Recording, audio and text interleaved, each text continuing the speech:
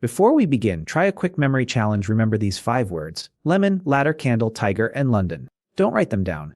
Just hold them in your mind for a moment. Now imagine I added 20 more random words. How many would survive? If your answer is not many, that does not mean you have a bad memory. It means your brain was given information with no reason to care. Your brain is not a hard drive. It is a meaning-making machine. It naturally favors images, emotions, surprise, and stories over isolated facts. That is why you may forget a grocery list. But remember every lyric from your favorite song. You probably remember the chorus from a song you heard on repeat in the car. You may also remember your first day at school, work, or university. Why? Because those moments came with places, feelings, faces, and a story. Psychologist Endel Tolving called this kind of rich remembering episodic memory. It stores experiences, not just facts floating in empty space. So today, we are changing the way information enters your brain. I'm Leo, and welcome to Learn with Leo. By the end, you will know how to turn boring data into images, stories, and a memory palace. But before building a memory palace, we need to understand why ordinary memorization breaks down. Most people treat the brain like a hard drive. Enter information, save it, and retrieve it later. Unfortunately, the brain is not a hard drive. It is a filter. It constantly asks, does this matter? If the answer feels like no, attention quietly fades.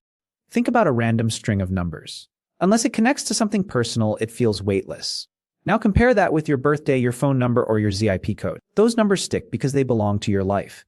They already have meaning attached. The same thing happens with music. You may forget a paragraph, yet remember every lyric from a favorite song. Why? Songs combine rhythm, emotion, repetition, and story, multiple hooks working together. That is why passive rereading is so misleading. The page looks familiar, but familiarity is not mastery. This is called the fluency illusion. Smooth reading can create confidence without reliable recall. Psychologist Robert Bork calls the missing ingredient desirable difficulty. Learning improves when your brain has to work. So instead of rereading a page 5 times, close the book and explain the idea from memory. That small struggle is not failure. It is the mental workout that strengthens the connection. Facts also disappear when they have nowhere to attach. New knowledge needs an anchor. In the next section, we'll see how memory champions create those anchors and why strategy beats raw talent. But here's the important twist: memory champions are not born with magical brains. They simply use strategies most people never learn. In other words, their advantage is organization, not dramatically different anatomy. One landmark study examined elite memory competitors using brain scans. The surprising result: their brains looked ordinary until strategy entered the picture. Researchers found that champions mentally place information along familiar routes. This is the same principle behind the ancient method of loci. Instead of seeing a number like 42, they give it a concrete identity.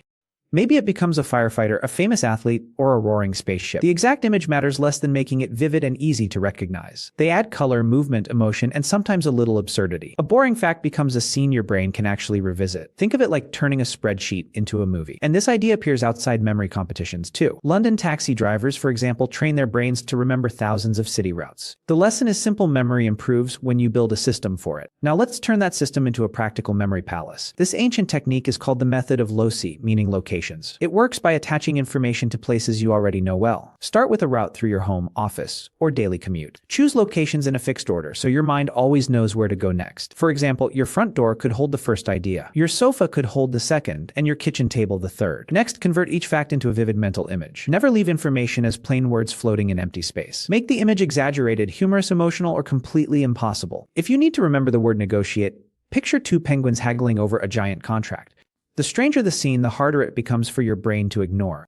Now add movement, color, sound, and emotion to make the scene come alive. This is why memory champions build cinematic scenes instead of memorizing flat lists. To recall everything, simply walk through your route in the same order. The place guides you, and the strange image delivers the information. Now take that powerful image one step further, turn the information into a personal story. Do not copy the definition like a printer. Direct it like a movie director. Suppose you need to remember the word meticulous, meaning extremely careful. Picture a tiny detective inspecting every crumb on an enormous cake. That absurd scene communicates careful far better than 10 silent repetitions. The stranger the association, the harder it is for your brain to ignore. This is why a ridiculous image can outperform a serious study note. Think of the von Restorff effect: unusual items stand out from the ordinary. A brilliant red umbrella in a crowd is easier to remember than another black coat. So exaggerate the image, make it loud, oversized, colorful, or completely impossible. If you are learning Spanish, do not memorize pero as 4 letters. Imagine a barking dog wearing a bright red sombrero racing through your kitchen. Now the sound, meaning, and location are connected in one ridiculous scene. Personal details make the scene even stronger because your brain already owns them. That is the deeper lesson from storytelling: meaning makes information matter.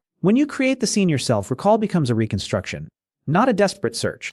Now, turn that reconstruction into a repeatable system. Step 1 is awareness. Notice how you currently study. Are you actively recalling, or simply rereading the same page? Cramming can feel productive, while leaving almost nothing behind. The testing effect explains why retrieval beats passive review. So close the notes, ask yourself questions, and rebuild the answer. Step 2 is experimentation. Give yourself permission to be strange. There is no perfect association, only one your brain can retrieve. If a word means resilience, imagine a rubber superhero bouncing back. The sillier the image feels, the more attention it may earn. Step 3 is application. Attach the method to something real. Learning Spanish. Place each new word along your kitchen route. Preparing a presentation. Turn every key point into a visual scene. Even financial figures become easier when numbers gain characters, colors, and movement. Use it for tomorrow's tasks, not just distant academic goals. With repetition, this cycle becomes faster, smoother, and almost automatic. But becoming faster does not mean the method is magic. A memory palace is a skill, and skills improve through repetition. Your first attempt may feel slow, awkward, or surprisingly difficult. That is normal. Your brain is learning a new route. Start small. Memorize 5 items from your grocery list. Place each item somewhere familiar, like your front door or kitchen sink. Then walk through that route mentally and recall the list without looking. When that feels easy, expand to 10 items, then 20. This gradual increase is deliberate practice, not random effort. Psychologist Anders Ericsson described expertise as focused practice with useful feedback. So do not judge yourself by one forgotten word or misplaced image.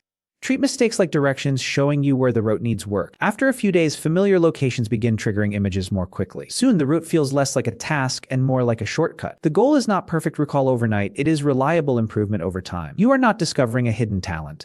You are cooperating with your brain. And when you work with your brain, learning stops feeling like a fight. Stop treating your mind like a hard drive filled with random files. Instead, encode information as an experience your brain can recognize. Think images, emotions, actions, and places, not isolated words. A bizarre image is often more memorable than a perfect sentence. That is why memory champions turn numbers and names into vivid scenes. They are using the ancient method of loci, also called the memory palace. The same technique helped ancient Greek speakers remember long speeches without notes. You can build your first palace with just 5 familiar locations. For example, place one idea at your front door and another on your sofa. Make each image exaggerated enough that ordinary life could never compete. Then walk through the palace and retrieve the images in order. Finally, test yourself instead of rereading the list again and again. Use this for a presentation, a language lesson, or tomorrow's shopping list. Start small today and let consistency make the technique automatic. Your challenge is simple: create 5 locations and remember 5 ideas before bedtime. If this helped, subscribe to Learn with Leo for more psychology-based learning strategies.